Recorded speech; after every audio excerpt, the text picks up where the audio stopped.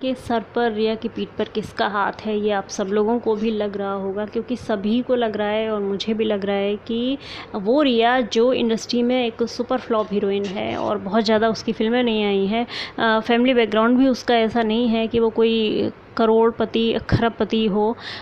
तो रिया का खर्चा कौन उठा रहा है? जो मैंने लास्ट वीडियो में बोला था, उनको जो सरकारी वकील दिया गया है, तो उसका क्या मतलब होता है वो इशारा सब समझ ही गए होंगे।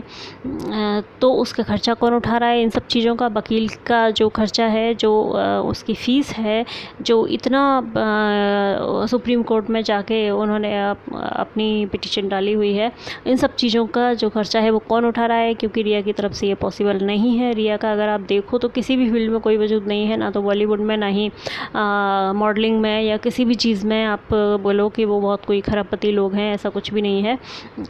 ना ही रिया की कोई फैन फॉलोइंग है, ना ही रिया को अभी तक कोई जानता था।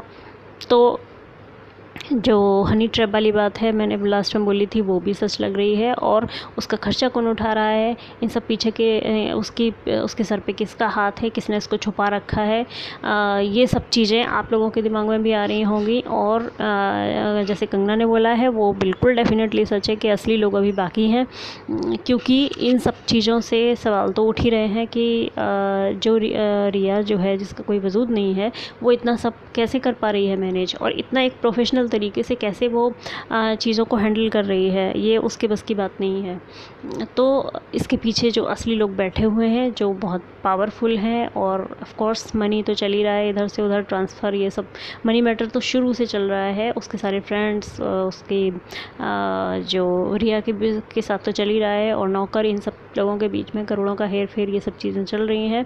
तो रिया का जो खर्चा है वो कौन उठा रहा है? और हो सकता है कि रिया को विदेश भागने का भी कुछ इंतज़ाम किया जाए, क्योंकि वो लोग नहीं चाहते कि रिया पकड़ी जाए। अभी तो ये लोग रिया को बचाएंगे, लेकिन अगर हो सकता है मामला और तूल पकड़ता है, क्योंकि सुब्रमण्यम स्वामी ने बोल दिया है कि ये एक मर्डर है और इसके वो एविडेंस रखते हैं, और केस आगे बढ़ता है, मर्डर की दिशा में जाता है, तो वो लोग नहीं चाहेंगे कि रिया पकड़ी जाए, तो उसको भगाया जाएगा। शुरू में तो उसकी हेल्प की जाएगी, और अगर केस बहुत तूल पकड़ेगा और लोगों ने, इनको लगेगा कि हमारी गर्दन फंसने वाली है, तो रिया का बचना मुश्किल है। रिया अब पूरी तरह फंस चुकी है, और मुझे नहीं लगता कि वो अब बच पाएगी, क्योंकि वो रिया का इस्तेमाल हनी ट्रैप की तरह, जो मैंने लास्ट वीडियो में बताया था, वो कर चुके हैं।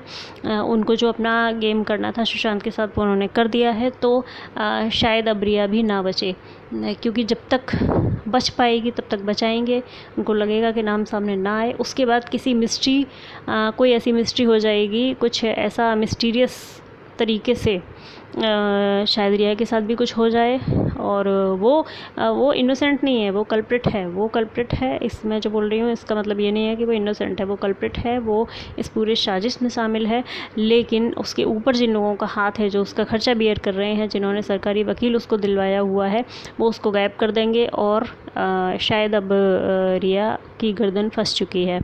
तो देखते हैं आगे क्या होता है, क्योंकि जब तक चीज़ें बचती हैं तब तक बचाया जाता है, और जब उनको लगेगा कि नहीं, अब बचाना पॉसिबल नहीं है, तो सीधा रिया को ही अपना ख़त्म कर दो, तो सारा मामला ही क्लोज़ हो जाएगा। और उसमें भी कुछ ऐसे ही कहानी डाल दी जाएगी कि वो ऐसे परेशान थी, वैसे परेशान थी, और इसलिए, तो उससे पूरी कहानी वहीं एंड हो जाएगी, ताकि उनका नाम ना आए। लेकिन मैं समझती हूँ कि अगर इसमें पंचोली का नाम है, जितना, जैसे कि सभी लोगों का डाउट जा रहा है, वो एक वीडियो जिसमें उसका एक फ्रेंड एक इनविजिबल धमकी की तरह उसके कंधे पर हाथ रख के सुशांत को पुश करते हुए ले जा रहा है, जैसे किसी को पेशी के लिए ले जाया जाता है। वो वीडियो तो काफ़ी जूम पे जो भी प्रोग्राम आते हैं, अभी लास्ट दिनों में मैंने जो देखा है, उसमें वो वीडियो ओपन है, वो टीवी में है, वो आप देख सकते हैं। लेकिन उसको बाद में जो डिटेक्टिव यूट्यूबर्स हैं, उन्होंने ढूंढ के निकाला कि ये एक, आप इस वीडियो से अंदाज़ा लगा सकते हैं क्या चल रहा है। वो सुशांत के बर्थडे वाले दिन का वीडियो है, और वो जो है वो सूरज पंचोली का फ्रेंड है, जो उसको पुश करते हुए एक इनविजिबल धमकी की तरह उसको ले जा रहा है वहाँ पर, जैसे किसी मुजरिम की पेशी कराई जा रही हो, इस तरह से। और सुशांत उसमें बहुत अनकंफर्टेबल है और बहुत प्रेशर फील कर रहे हैं। वो आप उनके फेस को देख के पता लगा सकते हैं कि वो बहुत परेशान है उसमें। तो अगर ऐसा है तो मैं चाहूँगी कि कम से कम वहाँ तक तो जांच पहुँचे।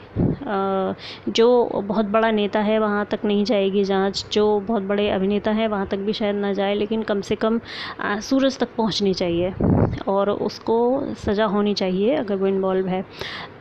जैसे कि एन.के. सूद ने भी बोला है, विक्रम पूर्व जो सीबीआई ऑफिसर हैं विक्रम सिंह, उन्होंने भी बोला है कि मर्डर है। और मुंबई के एक एक्स डीआईजी या शायद डीसीपी, उन्होंने बोला है कि मैं जानता हूँ कौन लोग हैं और एक बड़ा अभिनेता है, एक नेता है, और आप कुछ नहीं कर पाओगे और कुछ भी उनका बिगाड़ नहीं पाओगे।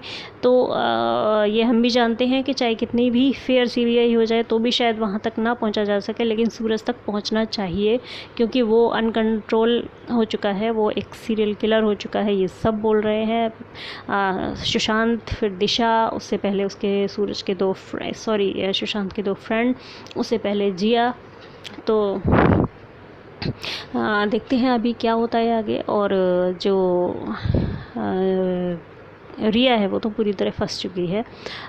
वो अब मुझे नहीं लगता बचने वाली है, क्योंकि उसके जो आका हैं वो उसको जब तक होगा तब तक बचाएंगे, उसके बाद शायद चलिए देखते हैं क्या आता है आगे रिज़ल्ट।